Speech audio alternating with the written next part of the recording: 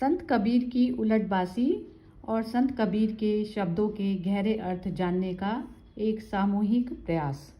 आइए सुनते हैं। जोड़ ले 5 तत्व की तोहरी चुनरिया, सतगुरु सगरा में एक दाई बोर ले। सब सुख मिलही राम भजन में, चाई चुगलाई कुटिलाई सब छोड़ दे। जब मन चाहे राम मिलन को, ज्ञान की कुरिया अमृत रस बोर ले। कहे कबीर सुनो भाई साधु, माया ठगिनिया से ई नाता तोड़ ले। विवेकवान ज्ञानी पुरुष कहते हैं कि हे कल्याणार्थी साधक, यदि तुम्हारा मन चाहता है तो मुझसे नज़र मिला लो, मेरी बातों पर ध्यान दो। तुम्हारे मन सहित यह शरीर 5 तत्वों का बना है। सद्गुरु के ज्ञान सागर में इसे एक बार डुबा लो। यह पक्का समझ लो कि जीवन का आत्यंतिक सुख राम भजन में मिलेगा। राम तुम्हारी अंतरात्मा है। तुम धूर्तता, चुगली, कुटिलता तथा सारी गलत बातें छोड़कर आत्मा राम में मन लगाओ। यदि तुम्हारी इच्छा आत्मा राम से मिलने की है, आत्म साक्षात्कार की है, तो आत्मज्ञान की राशि रूपी अमृत रस में अपने मन को डुबा दो। कबीर साहेब कहते हैं कि हे संतो, सुनो जो तूने मोह माया रूपी ठगिनी से अपना नाता जोड़ रखा है, उसे तोड़ दे। बढ़िया बढ़िया, बहुत अच्छा। बहुत अच्छा। नहीं, ठीक है। ये पद काफी छोटा सा पद है और इस विषय में हम पहले भी कई बार चर्चा कर चुके हैं। और कबीर साहब का घूम फिरकर अनेक तरह से, अनेक भाषाओं में, अनेक बोलियों में, अनेक उदाहरणों के साथ, अनेक प्रतीकों से वो मूल बात को समझाने की कोशिश करते हैं। तो इस पद में कोई हम देखें कि तोर मन चाहे नजर मुंह से जोड़ ले, है ना। अब देखिए, वो एक बड़ी तरकीब से इस बात को कह रहे हैं कि तोर मन चाहे। सबसे पहले तो ये कह रहे हैं तोर मन चाहे। सबसे पहले आपका मन होना जरूरी है। यदि तुम्हारा मन नहीं चाहता है तो फिर आपके लिए सब कुछ असंभव है। तोर मन चाहे नजर मुंह से, यदि आपका मन, आपकी इच्छा हो, क्योंकि अच्छी तरह जानते हैं ये जो मन है ये बहुत भटकने वाला है। ये बस ये क्षण क्षण में इधर से उधर चला जाता है। इसलिए वो कह रहे हैं कि तोर मन चाहे तो नजर मुंह से जोड़ ले, क्योंकि आपका मन है ये तो इस संसार में कहीं भी लग सकता है, कहीं भी जा सकता है। तो एक पद में उन्होंने कहा भी कि तेरा मेरा मनवा कैसे एक होई रे। तेरा मन और मेरा मन एक कैसे होएगा। मैं कहता आंखन की देखी, तू कहता कागज की लेखी। मैं कहता जागत रहियो, तू जाता है सोई रे। तेरा मेरा मनवा कैसे एक होई रे। या वो कहते कि मैं कहता सुलझावन हारी, तो तू देता उलझाई रे। तेरा मेरा मनवा कैसे एक। वो जानते हैं कि जो मन है ये बंदर की तरह भटकता है, चपल है, बस में नहीं आता। तो उन्होंने कई पदों में कहा मन न रंगाए रंगाए जोगी कपड़ा। ये पाखंडी साधुओं को देखकर उन्होंने कहा कि आपने मन तो रंगाया नहीं, मन तो परमात्मा प्रेम में है नहीं, पर ये कपड़े रंगाने से क्या होगा। तो उन्होंने अनेक प्रकार से, अनेक उदाहरणों के साथ इस बात को कहा। ई मन चंचल, ई मन चोर, ई मन शुद्ध ठगहार, मन मन करते सुर नर मुनि, जहणे मन के लक्ष्य द्वार। ऐसे उन्होंने मन पर एक पूरा चैप्टर है कबीर का जो मन पर बात करता है, मन के विभिन्न आयामों के दर्शन कराता है। और बार बार इस बात का वो आग्रह करते हैं कि इसको निर्मल करने के उपाय करिए। और निर्मल कैसे होगा उसकी तरकीब भी बताते हैं कि निर्मल कैसे होगा। तो ये बात उन्होंने इस तरह से कही कि तोर मन चाहे तो नजर मुंह से जोड़ ले। अब नजर मुंह से जोड़ने से क्या अर्थ है। कबीर पंथ की परंपरा में, और ये बहुत पुरानी परंपरा है, करीब 600 साढ़े 600 साल पुरानी, जब वो शिष्य अपने गुरु से मिलता है या मार्गदर्शक से मिलता है तो उसकी नजरों से नजर, अद्भुत परंपरा है कबीर पंथ में कि वो जब दीक्षा लेता है तब, या जब मिलता है अपने किसी मार्गदर्शक से, तो उसकी नजरों से नजर मिलाता है, आंख उसकी तरफ देखता है। इसके मायने क्या हुए? इसके मायने हुए कि वो हमारे मार्ग। सुरेश जी, इसमें ना थोड़ा सा वो डिस्टरबेंस हो रही है, विक्रम सिंह जी के यहाँ से हो रही है थोड़ा। ये विक्रम सिंह जी को थोड़ा सा म्यूट करना पड़ेगा जी आपको। बंद कर लीजिए विक्रम जी। विक्रम जी बंद कर लीजिए माइक को। हाँ, बढ़िया बढ़िया, बहुत बढ़िया। तो उसका अर्थ ये हुआ कि जब हम अपने मार्गदर्शक के, सदगुरु की आंखों की पुतलियों में अपने चेहरे को देखते हैं, है ना, तो नजर मुंह से जोड़ ले से अर्थ ये हुआ कि अपना प्रतिबिंब हम अपने मार्गदर्शक की आंखों में देखें। तो और चूंकि मैंने अपने मार्गदर्शक की आंखों में अपने प्रतिबिंब को देखा है, इसलिए मैं किसी प्रकार का झूठ, फरेब और ऐसे कार्य नहीं करूंगा। ये एक तरह से गुरु की आंखों में देखने का संदेश है। तो वो कह रहे हैं कि दूर मन चाहे नजर मुंह से जोड़ ले। यदि तुम मेरे से तो नजर जोड़ेगा, तब फिर तुम ये जितने प्रकार की व्याधियां मन में उत्पन्न होती हैं वो नहीं कर पाओगे। क्योंकि जब आपकी किसी ऐसे व्यक्ति से नजर जुड़ जाती है जो अपने आप में खुद सदगुरु है, खुद पारक है, खुद सत्य को जानने वाला है, तो फिर ये जो भ्रम होते हैं मन के, वो धीरे धीरे दूर होने लगते हैं। अगले पद में वो कह रहे हैं, पांच तत्व की तोहरी चुनरिया। सभी जानते हैं कि ये पांच तत्व, काम, क्रोध, लोभ, मोह, अहंकार, पांच तत्व की तोहरी चुनरिया सदगुरु सगरा में एक दाई बोल रहे। अब वो इस बात को कह रहे हैं। एक सेकंड, ये फिर दोबारा ये भगत दायमा, इनके यहाँ से हो रही है डिस्टरबेंस। हाँ जी भगत जी, आपको ये वो करना पड़ेगा, म्यूट करना पड़ेगा। हाँ जी, बढ़िया, है ना। तो अब ये जो सवाल आया है कि हम मन को बस में कर लें, तो मन चाहे तो नजर मुंह से जोड़ ले। तो मन करने के अपनी परंपरा में अनेक तरीके अपनाए जाते हैं, अनेक तरह से मन को बस में करने की कोशिश की जाती है। जो भी हमने अपनी परंपरा से या अपने गुरुओं से सीखा है, उसमें एक तो है कि किसी का हम नाम जपने लगे, है ना, मंत्र जपने लगे। और मंत्र को जपते जपते जपते जपते तो बहुत लोग हैं देश में, समाज में, जो एक कोई मंत्र पकड़ लेते हैं और उसी को जपते हैं। ठीक है, वो अपनी एक प्रक्रिया है। दूसरी तरीका मन को बस करने का क्या है कि किसी देवता, भगवान, कोई ब्रह्म, कोई महापुरुष का चित्र सामने रख लेते हैं या कोई मूर्ति को सामने रख लेते हैं और फिर आंख बंद करके उसका स्मरण करते हैं। और बहुत ज्यादा यदि गहराई से स्मरण करते हैं तो वो मूर्ति या चित्र वो दिखाई देने लगता है ना। और ये बहुत सरलतम विधियां हैं, क्योंकि इसके साथ एक आश्वासन जुड़ा हुआ है कि यदि आप ऐसा करेंगे, यदि नाम को जपेंगे और यदि यह चित्र का स्मरण करेंगे या दर्शन करेंगे, तो ये आश्वासन होता है कि आपके पाप कट जाएंगे और आप परमात्मा को प्राप्त हो जाएंगे। अनेक तरीके हैं, अपने देश के विभिन्न धर्मों में, संप्रदायों में अनेक तरीके इस तरह से प्रचलित हैं।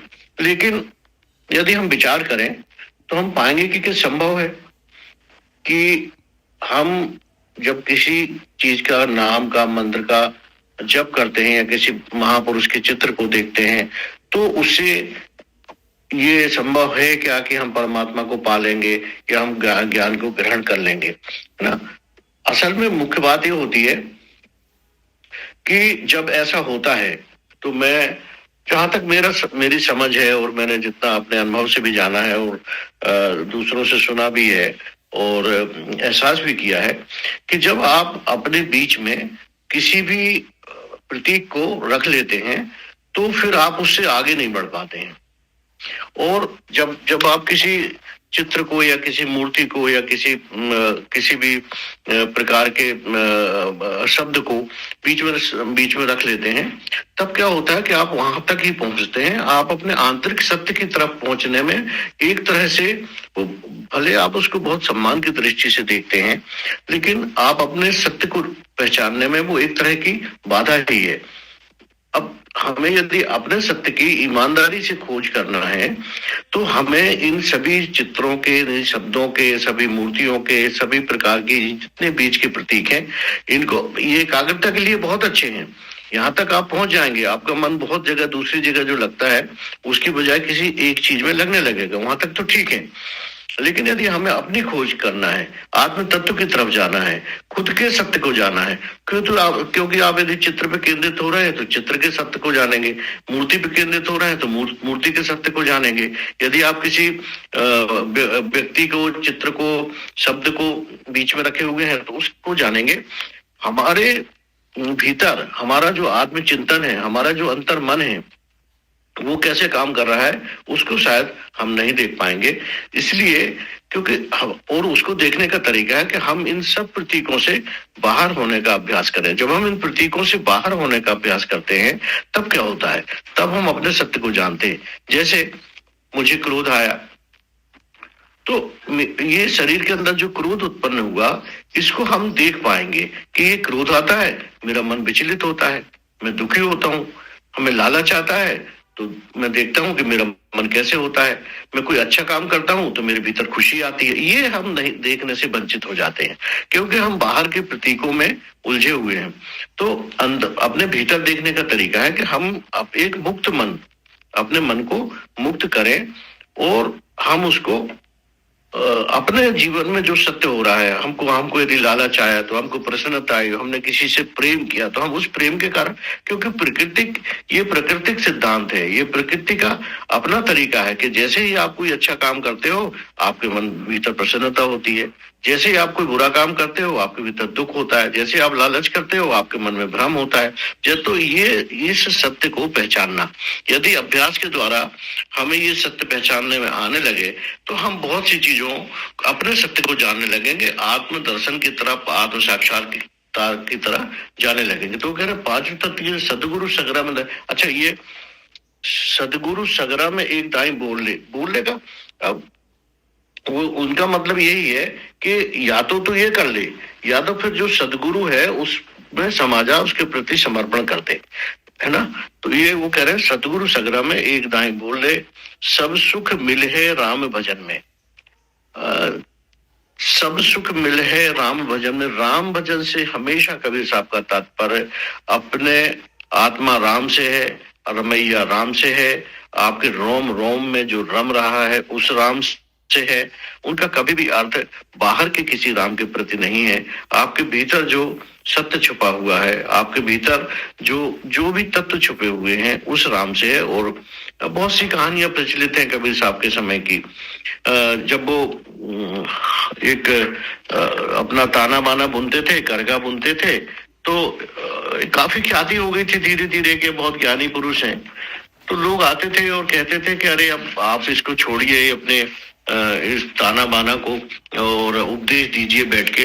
तो वो कहते थे कि देखो मैं भी एक जुलाहा हूँ और मैं अपना काम कर रहा हूँ, अपने करके पे ताना बाना से कपड़ा बन रहा हूँ, और ये परमात्मा भी तो एक जुलाहा ही है। वो बड़ा जुलाहा, मैं छोटा जुलाहा। वो भी इस पूरी दुनिया की संरचना को अपने ताने बाने से बुन रहा है, चला रहा है। और जब वो उस करके में कपड़ा बुनते थे तो हमेशा राम उनके भीतर, यानी प्रेम उनके भीतर विद्वान रहता था। और उस कपड़े में समझ लीजिए उन्होंने एक तरह से राम को ही बुन दिया, अपनी आत्मा को, अपने प्रेम को, अपने स्नेह को, अपनी दया को, अपने वैराग्य, सभी चीजें जो भी उनके भीतर मौजूद थी उन चीजों को ही वो उस कपड़े में बुन देते थे। इस संलग्नता से वो काम करते थे। वो कहते थे कि परमात्मा बड़ा जुलाहा जिसने इस पूरे संसार को ताने बाने में जोड़ा है, और मैं एक छोटा जुलाहा। तो इस तरह से वो कहते हैं कि जब मन चाहे राम मिलन को, ज्ञान की कुरिया अमृत रस बोल के, जब आप अपने में रम जाएंगे, अपने सत्य को जानने लगेंगे, खुद पहचानने लगे, तब आपको शायद बाहर चीजों की किसी प्रकार की जरूरत नहीं पड़ेगी। ये आशा है उनका। तो वो फिर वो बहुत तरह से इस बातों को बताते रहते हैं कि फिर वो कह रहे जब मन चाहे राम मिलन को, ज्ञान की कुरिया अमृत रस मुख। ज्ञान की कुरिया का मतलब एक बर्तन होता है जिसे कुरिया कहते हैं।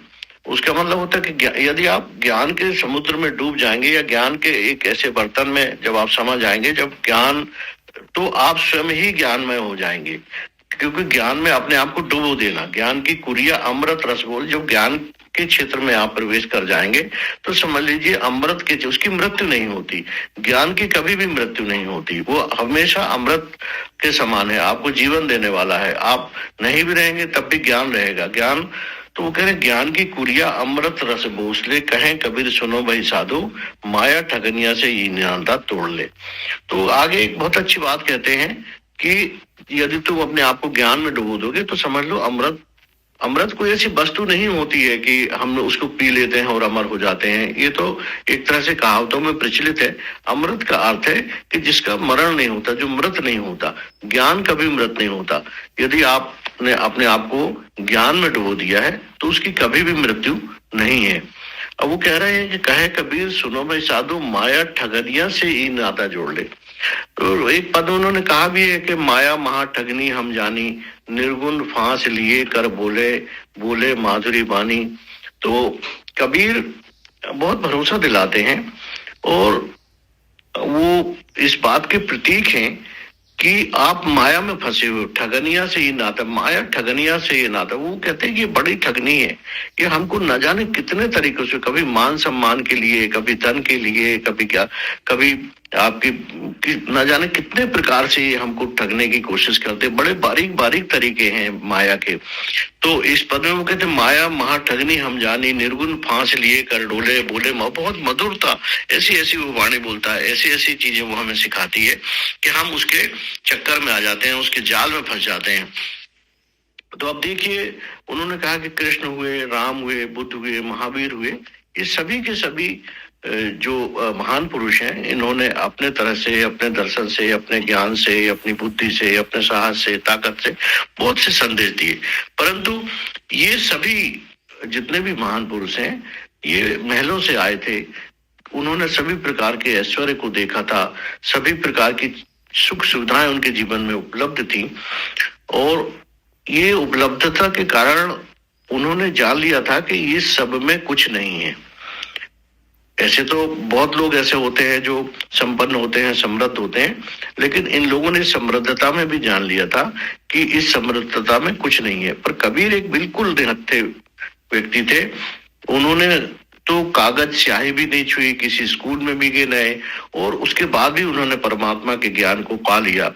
तो आप ये वो बहुत बड़ी आशा देते हैं एक बिल्कुल आखिरी आदमी के साथ, जिसके पास कुछ भी नहीं है, उसके प्रति भी यदि कभी वो दुखी हो, कभी पीड़ित हो, कभी परेशान हो, कभी चिंताग्रस्त हो, कभी उसको साधनों का अभाव हो, तो वो सोच सकते हैं कि कबीर बिल्कुल एक ऐसे व्यक्ति थे जिनके पास किसी भी प्रकार की कोई संपत्ति नहीं थी, किसी प्रकार का कोई बैकग्राउंड उनके पास नहीं था। तो बड़ी आशा देते हैं उस व्यक्ति को कि ये जितने भी साधन हैं ये कभी भी बाधा नहीं हो सकते हैं। आप किसी भी परिस्थिति को दोष देने की जरूरत नहीं है, और आप सिर्फ कबीर को याद कर लीजिए कि जब वो व्यक्ति परमात्मा को प्राप्त हो सकता है तो हर आदमी, अंतिम छोर पे बैठा आदमी भी परमात्मा को प्राप्त हो सकता है। तो वे न धनी है, न ज्ञानी है, न उन्हें किसी प्रकार से वो शिक्षित है, न सुसंस्कृत है। तो ये बिल्कुल अलग तरह की बात है। वो अनगढ़ हीरा की तरह बनते हैं। तो वो बता रहे हैं कि केशव के कमला है बैठी, शिव के भवन भवानी। तो राम के साथ सीता है, कृष्ण के साथ भवानी है, विष्णु के साथ लक्ष्मी है ना। तो ये रूप है। तो लेकिन हमको अलग अलग दिखाई देते हैं कि राम अलग है, सीता अलग है, कृष्ण अलग है ना। ये सब चीजें हमें अलग अलग दिखाई देते हैं। इसलिए दिखाई देते हैं कि माया जो है हमें हमारे मन में द्वैत पैदा करती है, दो चीजें पैदा करती है, जबकि वो हम एक ही हैं। ये जो माया है ये क्या करती है, हमारे भीतर कंपन पैदा करती है। वो कंपन पैदा करने से हमें संसार में भेद दिखाई देता है, जबकि वो सब एक ही चीज के अनेक रूप हैं। इसलिए वो कहते हैं कि आपके भीतर चूंकि माया है, ये बहुत ठगनी है, ये हमको भ्रम में डालती है और कंपन में डालती है। तो आपको ये सब स्त्री पुरुष अलग अलग दिखाई देते हैं, और छोटा बड़ा, गरीब अमीर, ये सब अलग अलग आपको दिखाई देते हैं, क्योंकि आप एक माया के चक्कर में हो। और आपको स्त्री पुरुष अलग अलग दिखाई देते हैं, जबकि वो एक ही पद्धति से जन्म लेते हैं, एक ही पद्धति से आगे बढ़ते हैं, एक ही पद्धति से सब कुछ करते हैं। जिस तरह से उनका शरीर है उस तरह से आपका शरीर है। और आपको जो भिन्नता दिखाई देती है, क्योंकि संतों का सबसे बड़ा काम था, उन्होंने अभेद के सारा जो एक व्यापक स्तर पर जो धर्म का स्वरूप है वर्तमान में, वो भेद पैदा करने वाला है। जबकि ये जो संत थे उनकी सभी वाणियों में अभेद है कि किसी प्रकार का भेद आप, और फिर वो सिर्फ मानव नहीं, वो पशु पक्षी प्राणी वृक्ष सभी के साथ अभेद करने की बात करते हैं कि सभी एक ही चीज के विभिन्न विभिन्न रूप हैं, एक ही परमात्मा की संरचना है, एक ही उनका ये चित्र है जिसके ये अलग अलग स्वरूप हमें दिखाई देते हैं। और ये जो स्वरूप हमें दिखाई देते हैं माया माँ ठगने के कारण देखते हैं। तो इससे तू नाता जोड़ ले। ये माया जो तुझे भ्रम में डाले हुए है, परेशानी में डाले हुए है, जो अपना पराया दिखाई देता है, जो स्त्री पुरुष दिखाई देते हैं, जिस प्रकार के आपको ये भेद दिखाई देते हैं, ये माया के कारण दिखाई देते हैं। इससे तू अपना नाता तोड़ ले। ये कबीर साहब का इस पद में कहना है, और ऐसा वो अनेक पदों में कहते हैं। और मैं समझता हूँ कि जितना मैं समझ पाया वो ये है, और फिर आप लोग इसमें और ऐड करिए तो मैं अपनी समझ को और बढ़ाने की कोशिश करूंगा। धन्यवाद। बहुत ही सुंदर बोला है बहुत ही सुंदर है। आपकी बात तो सुरेश जी वैसे कोई गुंजाइश रहती नहीं है। चलिए स्टार्ट कर लेते हैं। ये सब लोग भगत दायमा हैं, ये बोलेंगी। हाँ जी बोलिए। भगत दायमा जी आप बोलिए। एक्चुअली में आज मेरी आवाज बैठ रही है तो मैं आज नहीं बोल पाऊंगा। अरे गाना थोड़ी गाना है भगत जी ये तो बड़े गायक हमें से बोलते मेरी आज आवाज बहुत खराब है। ऐसा कुछ नहीं है। आज क्या है, थोड़ा सा तबीयत ठीक नहीं लग रही। अभी ये क्या कहते हैं सुरेश जी, ये माया के अधीन हो गए अभी मायापति तो भगत जी मायापति तो हमें मायापति बनना है ना, तो माया को अपने अकॉर्डिंग नचाना है। जो वाणी है वो ठीक है। अभी इस कथन के बाद मैं माया से मुक्त हो जाऊंगा, क्योंकि संगत का असर होता ही है। तो मैं इसीलिए ये उलट वासियों के माध्यम से संगत में आए हूँ, तो माया छूट ही जाएगी। वो क्या होता मुझे आता ही नहीं विश्वास है। वो था ना ये इसके मेरे को उसकी स्टोरी याद आ गई। उसका महाभारत के उसमें युद्ध में जो उसका वो राक्षस की तरह से लेके आए थे ना उसको, जो उसका भीम की जो वाइफ थी वो उसका पुत्र लेके आए थे ना, क्या नाम था उसका? क्या नाम था? तो वो उसको जब वो लास्ट में जब मर रहा था ना, तो उसके शरीर का भी उपयोग करवा दिया था भगवान कृष्ण ने। शरीर को भी इस प्रकार से कर दिया था कि आधी सेना तो उसमें दब के ही मर गई थी। सही बात है। तो इस प्रकार तो ये जो हमारी जो बॉडी है ना, जब तक हमें ये पता रहेगा ना कि ये जो है हमें इस्तेमाल करनी है ना, तो आप माया के उसमें आएंगे नहीं ना चक्कर में। तो यही चीज जो है इसमें बता रहे हैं, पूरे दोहे में यही चीज पूरी में बताई है कि अब क्या होता है ना, हम उसको भूल जाते हैं जो देखने वाला है। हमारे में दो हैं, हम एक नहीं है, दो है। एक करने वाला है, एक देखने वाला है। वो देखने वाले को जैसे ही हम भूले तो वो जो है करने वाली जो माया ने उसके ऊपर कब्जा कर लेता है, जो करने वाला है। अब माया कब्जा जब कर लेगी तो वो सो गया, जो देखने वाला था उसको भूल गए हम। अब हम रियल में थे देखने वाले। हाँ जी, कौन बोल रहा है? दयाराम जी बोल रहे हैं। जी जी जी, आप बोलना चाह रहे हैं? आप बोलिए। नहीं आप बोलिए मैं तो।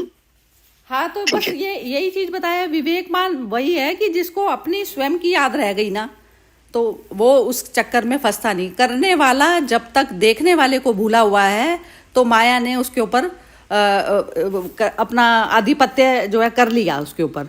जैसे एक बेहोश हो जाता है ना मनुष्य है, और उसकी बॉडी को आप कैसे भी यूज कर रहे हैं, तो हम समझते हैं कि हम कर्म कर रहे हैं।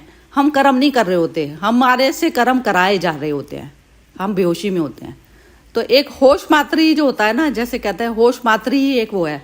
तो वो होश ऐसा है कि उसके आगे वो एक होश एक ऐसा नशा है जिसके आगे सारी ही चीजें बर्बाद हैं। तो अब सारी क्या, सुषुप्ति वाली जो अवस्था है वो आनी पड़ेगी। सुषुप्ति सबसे ज्यादा मनुष्य को अपनी गहरी नींद पसंद होती है, क्योंकि उस समय सब कुछ भूला हुआ होता है वो। अब जब मुझे अपनी स्मृति आ गई कि मैं हूं कौन वास्तव में, तो तब जो माया है वो नहीं कर पाती है ना कुछ भी। वो उसका कोई भी जो अस्त्र शस्त्र कुछ भी नहीं चल पाता। तो जैसे ही अब मुझे अपनी याद आ जाती है, अब क्या है, जो करने वाला है रियल वैसे वो नहीं है ना, तो रियल वो नहीं है। तो जब तक हमें जो देखने वाली स्थिति में जब तक हम स्थित नहीं होंगे, और उससे हमारा मन दूसरी बाहर की परिस्थितियों में विचलित होता ही रहेगा, चलायमान रहेगा, चलायमान जगत में हम स्थिर हैं। अब जब स्थिरता जितनी हमारे अंदर वो करती रहेगी, तो जो सारी जो विधियां हैं ना, जो मन को कंट्रोल करने के लिए बनाई गई हैं, लेकिन मन अपनी चालाकियां पकड़ लेता है हर वक्त। वो कहता है बाहर प्रतीक जो कर लिए, वो कह रहा है इस मंत्र से ही मुझे तो शांति मिलती है, उसने मंत्र पकड़ लिया। वो कहता है इस मूर्ति से शांति मिलती है, मुझे वो मूर्ति पकड़ ली। फिर उसके आगे फिर अहंकार का खेल चालू हो जाता है। अहंकार का खेल की वो कहता है नहीं मेरी मूर्ति सबसे बढ़िया है, मेरी सब कुछ वो है। तो वो फिर वहां पर अपना साम्राज्य स्थापित करने लग जाता है। शिष्य लोग जाते हैं सन्यास करने, तो सन्यास में भी वहां पर भी अपना आपस में राग द्वेष हो जाते हैं कि कौन आगे पहुंचा कौन पीछे पहुंचा। और जबकि क्या होता है, लाइन ही खत्म हो जाती है। सन्यास कौन सी अवस्था है जिसमें लाइन ही में ही लगना ही खत्म हो गया, जिसमें आगे पीछे का खेल ही खत्म हो गया। तो इसमें एक ओशो ने एक कथा सुनाई थी ये बुद्ध की, कि जैसे उनके पास में सन्यासी लोग जो सन्यास जिनको देते थे वो, तो वहां पर भी जो बैगिंग बाउल थे और जो कपड़े थे उन पर भी ना कारीगरी करने लग जाते थे। तो वो बोले कि बुद्धो, वो कहते थे भिक्षुओं की जो है तुम इनको देखो कि ये जो तुमने जो है मन का खेल जो है तुमने यहाँ पर भी करना शुरू कर दिया, तुम आए किस पर्पस से थे। तो क्या होता है कि ये आकांक्षा हमें रहती है ना कि हमें कोई देखे, हमें पहचाने, हमारा नाम हो, ऐसा हो। और उसमें भी आप जो है अट्रैक्ट अपने आप को अट्रैक्ट इस प्रकार से करा रहे हैं कि पब्लिक आपको देखे। तो वो उन्होंने फिर ये चीज बोली कि ये मन का खेल तुमने यहाँ पर भी शुरू कर दिया करना। अब वो हमें लगेगा कि एक जैसे जो मेहनती है आदमी की कर रहा है, कोई मैटर नहीं है, जो बाउल है उस पर उन्होंने कारीगरी करनी शुरू कर दी, सब कुछ कर दिया। तो इस प्रकार के जो मन का होता है ना, तो जब तक हम मन को देखने वाली स्थिति में नहीं जाएंगे और मन के हाथों हम नाचते रहेंगे, तो ये खेल कभी भी खत्म नहीं होगा। जब हम मन को अपने हाथ से नचाना मतलब कृष्ण बनना, तो जब तक हम उस स्थिति में नहीं आते कि मन को हम नचाने वाले हो गए, मन हमारे अकॉर्डिंग नाचे, हम मन के अकॉर्डिंग नहीं, तो तब तक ये स्थिति जो कबीर बोल रहे हैं ना, तो वो आएगी नहीं। तो अमृत क्या है? अमृत वह जो है देखने वाला, जिसकी कोई मृत्यु नहीं और कोई जन्म नहीं। तो जो शरीर का जो चलता है, अहंकार जो करने वाला है, जो पोर्शन, जो हाफ पोर्शन जो करने वाला है, करने वाला जब तक देखने वाले में मर्ज होकर नहीं करता, तो तब तक उसके कर्म में शुद्धि नहीं होती। वो भारी उससे मतलब रिवार्ड भी चाह रहा होता है और अपने आप को अट्रैक्शन का जो केंद्र चाह रहा होता है। वो कहता है मैं ही ठीक, मेरा ही ज्ञान ठीक।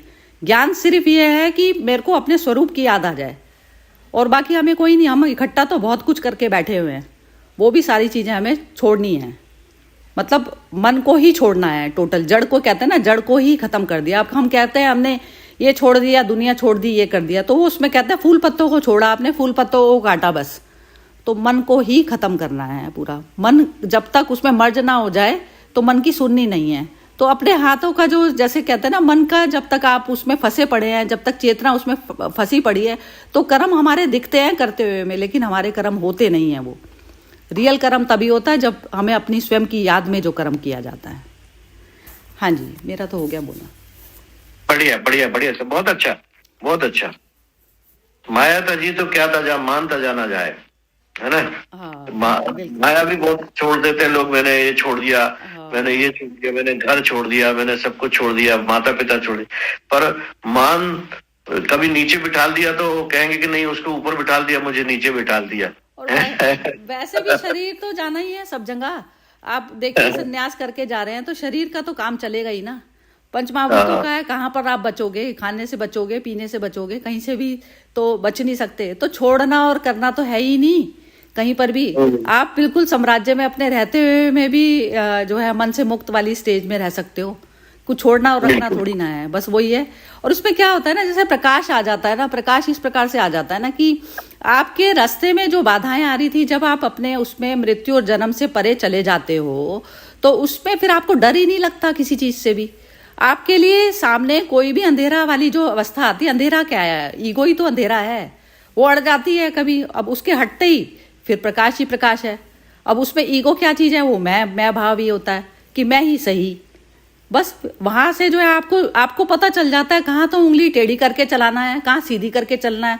अब क्या होता है, घृणा किसी को घृणा है, किसी को प्रेम, किसी को मतलब जो जिस प्रकार के भी भावों से संचालित जिसके भी मन है, आप उनको ऑपरेट कर लेते हैं।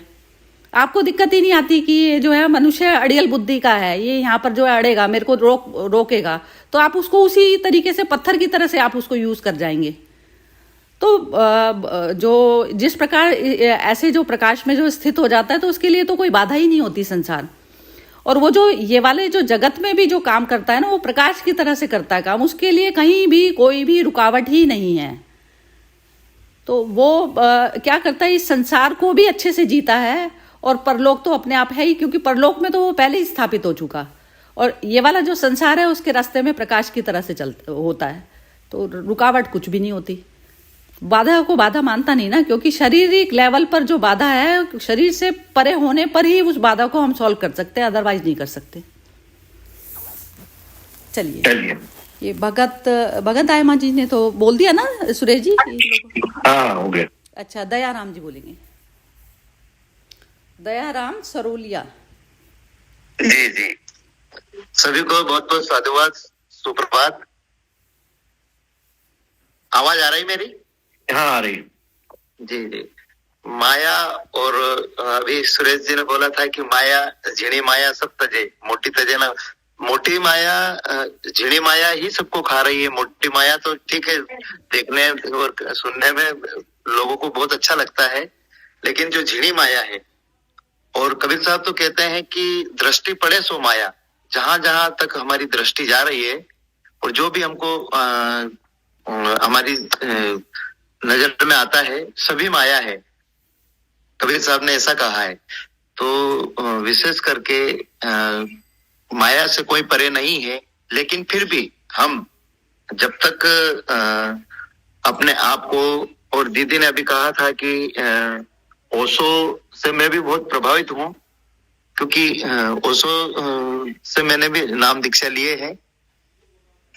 तो उसमें कहा गया है कि जब तक हम अपने मन पर पूरा काबू तो नहीं पा सकते हैं, लेकिन फिर भी जब तक जो स्थिति में हम हमारे मन को स्थिर करना बहुत जरूरी है, और ये चीजें तभी होगी जब हम उस चीज के साथ में जुड़ेंगे, सत्संग के साथ में जुड़ेंगे, और उसी से, क्योंकि मन बहुत ही बड़ा चलायमान है और इसको रोकना बड़ा मुश्किल की बात है। लेकिन व्यक्ति संगत से हर चीज को अंगीकार करता है, तो हम ऐसे लोगों का ही साथ करें, जैसे सुरेश जी हैं, और ऐसे कई हमारे शाक भाई भी काफी समय तक हमारे मार्गदर्शक हैं और रहेंगे। तो क्या है कि अच्छे लोगों का संगत करने से ही हम उस चीज को प्राप्त कर सकते हैं, ऐसा मेरा मानना है। ठीक है साहिब बंदगी। हाँ जी, बहुत ही सुंदर बोला। ये मानसिक बूंदिया। हाँ जी, हाँ जी, साहेब बंदगी सभी को। मैं तो आपके सभी की बातें सुन के बिल्कुल मंत्र मुग्ध हूँ, और बड़ा सुकून मिल रहा है, और बहुत एक अच्छा अनुभव हो रहा है। साहेब ने बोला अभी, सारोले जी ने, कि वो जो माया का ही सब खेल है, कि गो गोचर जहां तक मन जाई, जहां लग माया समझो भाई। अब इसके आगे बचा क्या? तो संसार में तो सब माया का ही खेल है। अभी जैसे आज का जो आपने बहन जी जो पद लिया है, वो भी अपने मन के ऊपर ही है, तो इसके ऊपर भी साहब का एक शब्द है, कबीर साहब का। इन्होंने भी मन को खूब लताड़ा है इस पद में। कहा कि साधो भाई ये मन है बड़ा जालिम, जाको मन से काम पड़ियो है, वाह को होवे है मालूम। अभी हम सभी जानते हैं, भले कोई कितना भी दावा कर दे कि भाई हमने मन को बस में कर लिया है। अगर हम प्राचीन समय में देखें तो ऋषि पाराशर जी ने अपने मन को, वो कितने बड़े ऋषि थे, और उनके मन ने किस प्रकार से धोखा दिया उनको जब नदी पार कर रहे थे, है ना। तो फिर हम कौन सी स्थिति में है? अब इसमें वो आगे इस पदी में ये बताया है कि मन कारण जो तिस की छाया, इस ते ही छाया में अटके, निर्गुण सिरगुण मन की बाजी, खरे सयाने भटके, ओ साधु भाई ये मन है बड़ा जालिम। ये मैंने गाया भी है और भी सब हमारे साथी लोग गाते होंगे। तो कबीर साहब ने ऐसा क्यों कहा? निर्गुण सिरगुण भी इसके अंदर समाहित हो, तो मतलब मन कितनी बड़ी ताकत है। तो मन ही 14 लोक बनाया, 5 तत्व गुण तीनों, और 3 लोक माया बस कीनी, परे काहू न चीनो। यानी कि 3 लोग भी इस माया के बस में आ गए और इसके परे भी सोचने की बात है, और जो शायद सदगुरु कबीर साहब के पास ही थी। हम तो अभी केवल उनकी वाणी पे एक क्या कहते हैं, अंश मात्र चर्चा कर सकते हैं, क्योंकि उनका कोई पार नहीं है। फिर आगे इस शब्द में कहा है उन्होंने कि जो कोई कहे हम मन को मारा, जाकी रूप न रेखा, छिन छिन में कितनों रंग लावे, जो सपनों में नहीं देखा। अब अभी आदरणीय पटेल साहब ने बताया था, सूरज जी ने, कि मन कितने रंग बदलता है पल पल पे। जैसा वातावरण देखता है उसी तरह से अपना रंग बदलता है। आध्यात्मिक देखता है तो आध्यात्मिक हो जाता है, और कुछ तामसिक बातें देखता है तो वहां भी ये विचलित होता है। लेकिन इसमें कितनी साधना करने की जरूरत है। अब इसमें तो इतनी सारी बातें बता दी, तो मैं खुद ही अचंभित हूं कि हम इतना कैसे करेंगे या कैसे कर पाएंगे। वो आगे आप लोगों से उसका मार्गदर्शन मुझे लेना है। इसमें 2 लाइन और है। 7 रसातल 21 ब्रह्मांडा, सब पर अदल चलावे, 60 रस में भोगी मन राजा, सो कैसे लख पावे। ये भी कहा है। और सबके ऊपर नाम नी अक्षर, तहां ले मन को राखे। अब सबके ऊपर कबीर साहब बताते हैं, सबके ऊपर नाम नी अक्षर, जहां लग मन को राखे, तब मन की गति आन पड़े है, सत कबीर मुख भाके। ये इस वाणी में है। ये बिल्कुल पक्की वाणी है, जो मेरे दादा गुरु से मैंने सीखी है, और उसमें बहुत ये अच्छा गहराई के साथ सत्संग करते थे। और हम तो क्या अभी इस सांसारिक परिस्थितियों थप्पड़ों से इतना कुछ अभी ले नहीं पाए, परंतु जो भी है ये उसमें से मैंने आपको केवल बता दिया है। अब इसकी व्याख्या आप और भी गहराई से कर सकते हैं। तो मन को कैसे करेंगे, ये बहुत बड़ी साधना की बात है। ठीक है, अब मैंने बहुत कुछ कह दिया है। आगे आप इसी संदर्भ में आपका मार्गदर्शन बहन जी का और पटेल साहब आप देने की कृपा करें, और फिर आगे बढ़ाएं साहेब बंदगी। हाँ जी, दीपा जी बोलिए। दीपा आप बोलोगे?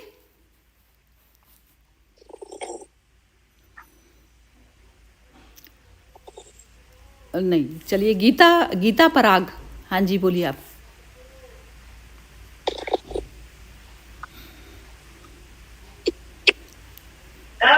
हाँ जी गीता जी आप बोलिए, अनम्यूट करके।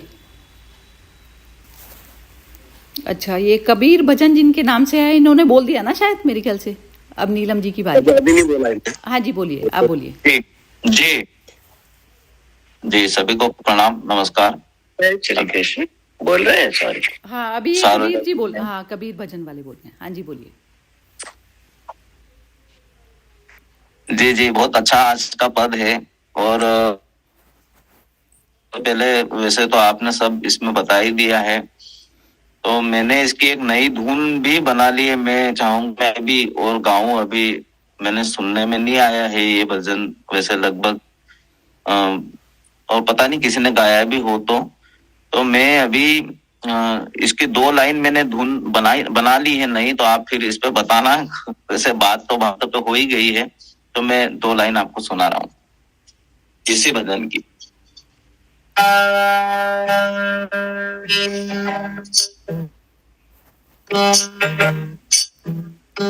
हाँ, तोर मन चाहे नजर मुँह से जोड़ ले, तोर मन नजर मुँह से जोड़ ले,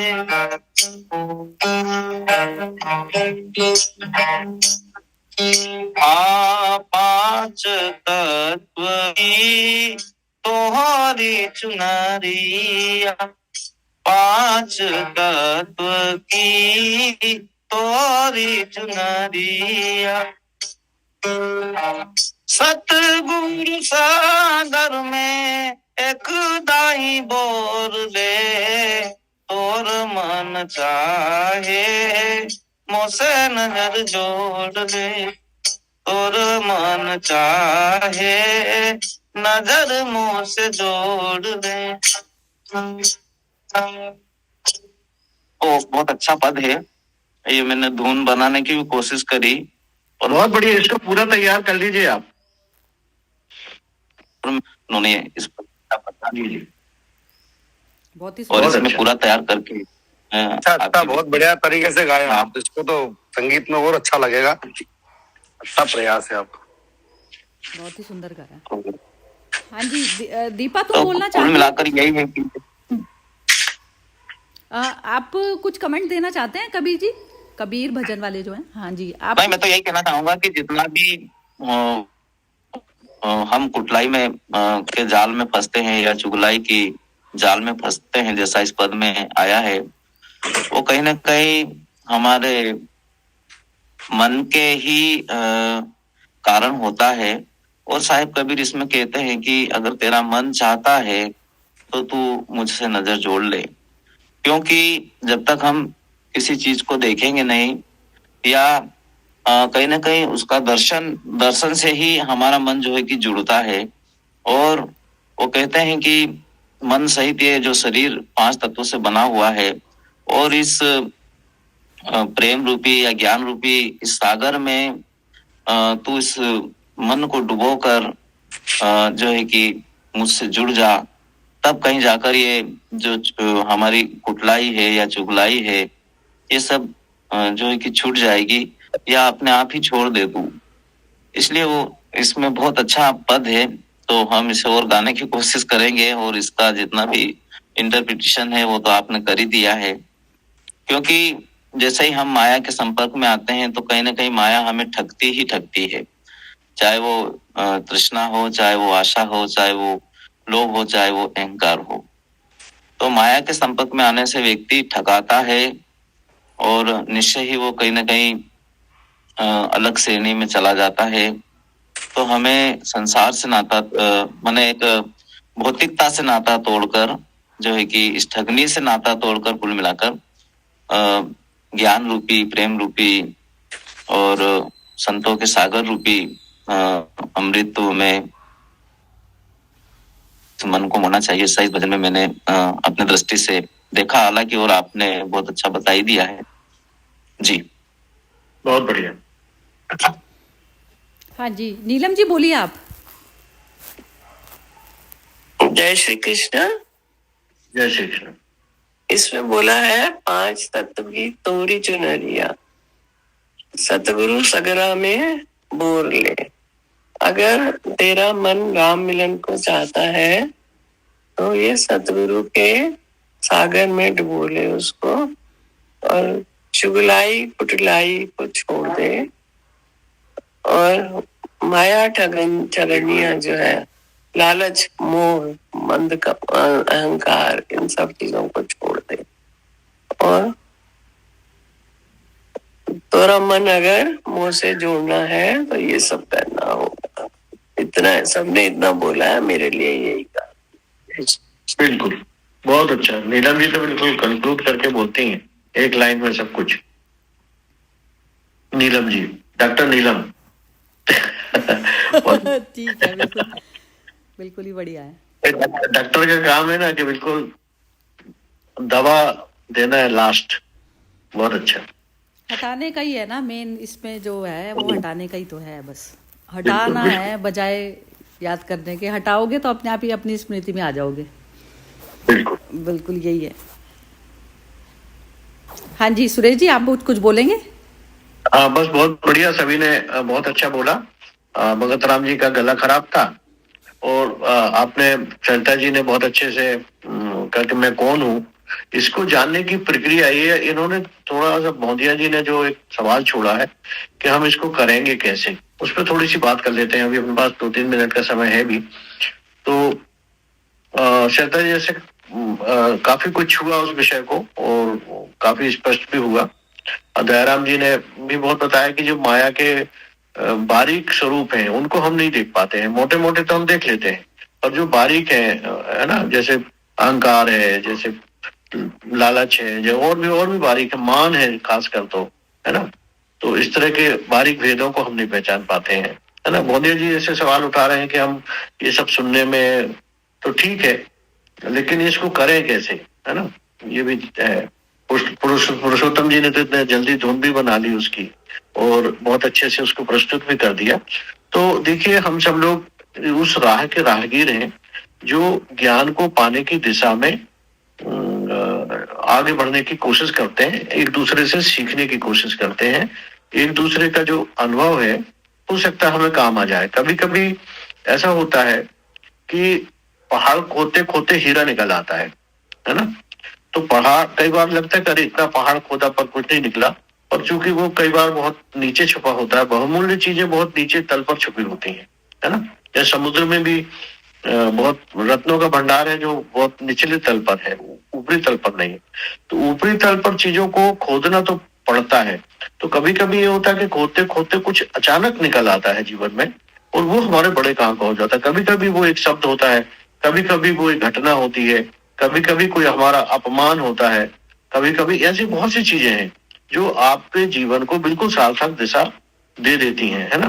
तो जो कुछ मैंने अभ्यास किया है, साधना की है, उसके आधार पर मैं बता सकता हूँ। मैं ये तो नहीं कह सकता हूँ कि मन के इस पूरे भ्रम मैंने तोड़ लिए हैं, लेकिन उस राह का राहगीर हूँ कि इसको तोड़ने की क्या प्रक्रिया हो सकती है। तो थोड़ी हम समझने की कोशिश करें कि ये उस तरह का है कि हमारे घर में एक, थोड़ी सरल भाषा में उसको समझने की कोशिश करते हैं अपन, बहुत अपन दार्शनिक भाषा में ना भी जाएं, कि अपने घर में एक कोट है जो खूंटे पर टंगा है ना, और हम ठंड के मारे ठिठुर रहे हैं। और अब मैं कहता हूँ ये कोट बहुत अच्छा है, इसका रंग देखो कितना अच्छा है, इसका कपड़ा देखो कितना अच्छा है ना, इसको पहनने से सारी सर्दी दूर हो जाएगी। परंतु मैं इस कोट को पहनता नहीं हूँ, तो मेरी सर्दी उसकी वर्णन करने से हमारी सर्दी दूर नहीं होगी। इसी प्रकार से यदि हम किसी मेडिकल स्टोर्स में जाएं और कोई दवा ले आए, बुखार की दवा ले आए या खांसी की दवा ले आए, और हम अपने घर में रख लें खास जगह पे एक बहुत अच्छे कपड़े में, और ये बोले कि औषधि कितनी अच्छी है, देखिए ये कैप्सूल कितना रंग बिरंगा है, ये देखें कि देखिए मैं जिस डॉक्टर के पास जाता हूँ उससे अच्छा डॉक्टर तो कोई है ही नहीं, मेरा डॉक्टर सबसे अच्छी दवाई लिखता है। परंतु हम उस औषधि को यदि खाएं नहीं तो हमारी बीमारी दूर नहीं होगी, है ना। कोई वही, जैसे कई आप लोग तो भजन गायक हैं तो अच्छी तरह जानते हैं कि पानी कहने से प्यास नहीं बुझती है, और यदि हम जब तक उसको खुद पिएंगे नहीं, है ना, जब तक हम उसका खुद स्वाद नहीं लेंगे, जब तक हम उसको आचरण में नहीं लाएंगे, तो वो कैसे होगी। अब इनका जो सवाल है बड़ा जुनाई सवाल है और सबके सामने होता है। ये बोलते हैं कि इसकी प्रक्रिया क्या है ना। जैसे मोदी जी ने बहुत अच्छा किया, हम इसको करें कैसे। तो देखिए क्या होता है कि हर शब्द की, हर चीज की एक तरंग होती है। यदि हम शब्दों में उलझे रहेंगे तो हर शब्द की अपनी तरंग होती है, अपना उसका एक बिहेवियर होता है, उसकी अपनी पर्सनालिटी होती है, हर शब्द की अपनी एक ताकत होती है। तो उसमें हम पड़े रह जाएंगे, हम सच्चाई से वास्ता नहीं कर पाएंगे। सच्चाई से कैसे वास्ता होएगा?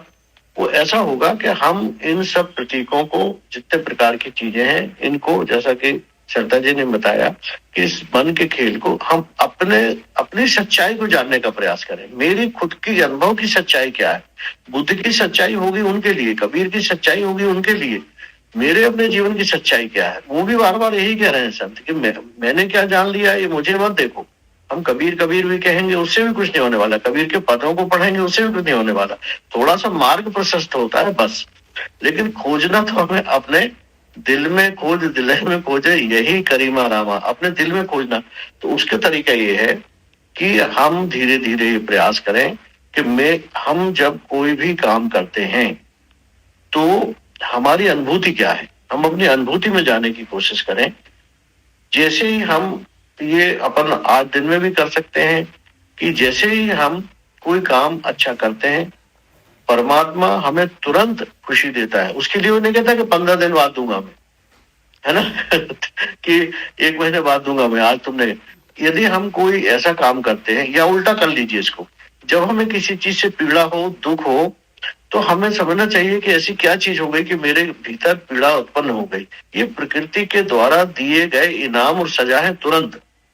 तो इसे तुरंत ही महसूस करना, बिना किसी दूसरी चीज को साथ में लिए, है ना, बिना किसी प्रतीक को साथ में लिए, बिना कोई उदाहरण साथ में लिए, बिना कोई शब्द साथ में लिए, हमारे भीतर की सच्चाई को जाने कि जैसे ही मैं कुछ अच्छा काम करता हूँ तो मुझे खुशी होती है, जैसे मैं कुछ बुरा काम करता हूँ तो मुझे दुख होता है, मैं पीड़ा में आ जाता हूँ, है ना, विचलन में आ जाता हूँ, भ्रम में आ जाता हूँ। तो ये हमें पल प्रतिपल, ऐसा तो अभी तो शुरुआत में नहीं होगा, लेकिन धीरे धीरे इसकी सघनता बढ़ेगी। अभी हो सकता है दिन में 2 बार ऐसा हो जाए, 3 बार ऐसा हो जाए, लेकिन बार बार हम इस तरफ यदि जाएंगे तो हमें अपने जीवन की सच्चाई स्वयं ही समझ में आने लगेगी। उसके लिए हमें किसी सहारे की जरूरत नहीं होगी। तो उस सच्चाई को जानने का प्रयास करें कि ये मेरा खुद का जाना हुआ सत्य है, ये मेरी खुद की अनुभूति है ना, कि जब हम राग हम कब कर रहे हैं, द्वेष हम कब कर रहे हैं। देखो, ये अपना जो मन है ये 4 तरीके से चलता है, कभी भी आप आजमा के देख लीजिए। जब भी आप शांत चित्त से बैठ जाएं तो आपको 2 चीजें याद आएंगी।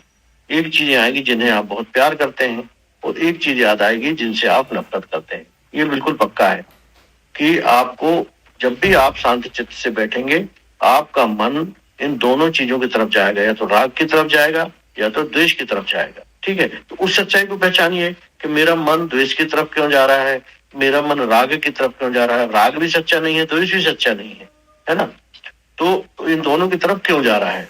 ये दूसरी चीज, 2 चीजें और आएंगी आपको, एक पुरानी चीज और एक भविष्य की चीज। ये 4 चीजें ही इन 4 खंभों में ही अपना पूरा जीवन चलता है, राग, द्वेष और भूत और वर्तमान, भूत और भविष्य। हम वर्तमान में नहीं जीते हैं। यदि हम वर्तमान के क्षण को पकड़ने की कोशिश करें तो उसी से भूत बनता है, उसी से भविष्य बनता है। तो हमारी ये कोशिश हो, हमारे अभ्यास हो, हमारे तरीका हो कि हम चाहे जहां जा रहे हो, बस में बैठे हो, ऑफिस में काम कर रहे हो, तो अपनी सच्चाई को देखना, इसका अभ्यास करना। जैसे जैसे आप अपनी सच्चाई को हम अपन देखने लगेंगे, तैसे तैसे हमारे एहसास और अनुभव मजबूत होने लगेगा। उसी को अंतर मन में जाना कहते हैं, उसी को अनुभवजन्य सत्य कहते हैं, जो कि संतों ने प्राप्त किया। लेकिन उन्होंने जो प्राप्त किया हमारे काम का नहीं है, उनसे हम सिर्फ मार्गदर्शन ले रहे हैं कि उन्होंने इस पद्धति से प्राप्त किया, चलो हम भी ऐसा करके देखते हैं। तो जब हम करके देखेंगे, जब तक हम करके नहीं देखेंगे, जब तक हम उस दवा को खाएंगे नहीं, हम डॉक्टर को कितना मेरा धर्म अच्छा, मेरा ग्रंथ अच्छा, मेरा ज्ञान अच्छा, मेरे गुरु अच्छा, ये सब कहने की बात, लेकिन जो आपको अनुभव होगा वो स्वयं का होगा। और जब हम उस अनुभव का आभास करने लगेंगे तो फिर रास्ते शुरू हो जाएंगे आत्मज्ञान के, और हमें खुद पता चलने लगेगा। हमें किसी दूसरे से पूछने की या मार्गदर्शन की जरूरत भी शायद नहीं पड़ेगी। तो ये उसका एक तरीका है, और इसको हम प्रैक्टिस करके देखें। मैंने करके देखा है और उससे मुझे बहुत लाभ हुआ है, आप भी करके देखिए। संभवतः आपको लाभ हो, ना लाभ हो तो फिर और कोई दूसरे अपनाइए, लेकिन खोजना तो आपको खुद ही पड़ेगा। ठीक है जी। चलिए सुरेश जी, बहुत ही सुंदर हुआ आज का सेशन, बहुत ही बढ़िया हुआ, और आपकी वजह से ही होता है ये। चलिए। नहीं, सभी लोग देखिए, एक एक शब्द भी कोई जोड़ता है अपने अनुभव को, तो हमारे लिए संपत्ति की तरह होता है। बहुत ही अच्छा, आप सभी बहुत ही सुंदर रहा। चलिए, धन्यवाद सुरेश जी। चलिए ठीक है, खत्म करते हैं आज का सेशन। हेलो, किसी को कुछ बोलना है? जय Shri Krishna, have a great day all of you. हाँ जी। हेलो, हाँ, कोई और भी बोलना चाह रहा है कोई? हाँ जी, गीता जी बोलना चाह रही हैं। हाँ जी, बोलिए। हाँ जी, बोलिए। मैं उस समय बोल नहीं पाई क्योंकि आवाज ठीक से नहीं आ रही थी। हाँ जी, बोलिए। आप सभी को साहेब बंदगी प्रणाम। इस मन के बारे में मेरा विचार ये है कि मन के पास 2 रास्ता होता है, एक तरफ ज्ञान और एक तरफ जो भी हम कर्म कर सकते, अच्छा बुरा। तो मतलब कि हमारा मन तो बस में होता नहीं है, परंतु फिर भी यदि मैं मेरे ऊपर से बात कहूँ कि मेरे साथ भी बहुत कठिनाई का सामना करना पड़ा मुझे भी, और लोग मेरे बारे में भला बुरा भी कहते थे, और बहुत ना जाने क्या बातें कि भजन गाने जाती है या नहीं गाना चाहिए, या सत्संग में नहीं जाना चाहिए। परंतु मैंने इस मन को समझाया, और मन को बस में तो पूरी तरह से नहीं हुआ, पर मन के ऊपर काबू करके यदि हम सत्संग की ओर जा रहे, यदि हम ज्ञान की ओर जा रहे, सत्यता की ओर जा रहे, तो मुझे लगता है कि मन के बस में हम नहीं है। मन को हम बस में करके और हम सत्य की ओर जा रहे, तो शायद हम मन को भी काबू कर सकते। बहुत ही सुंदर, आपकी तो कमेंट सबसे बढ़िया थी। बहुत अच्छा, बहुत अच्छा, बहुत ही सुंदर बोला आपने। तो वो ये था ना, अनुभव सत्य है, इसी को कहते हैं अनुभव सत्य। जो खुद ने ही अनुभव किया है, वो किसी दूसरे का नहीं है ना। बस हमें इसी की तरफ बढ़ना है। तो हो सकता है कोई और भी इसका मतलब हो सकता है, पर मेरे ख्याल से तो यही मेरा मानना है। और जो आपका सत्य है वही सत्य है, दूसरे का सत्य आपके काम का नहीं है, आपके सत्य आपका सत्य है। बिल्कुल, बहुत अच्छा, थैंक यू। बहुत ही सुंदर कमेंट थी। हाँ जी, चलिए खत्म करते हैं। ओके जी, जय श्री कृष्णा।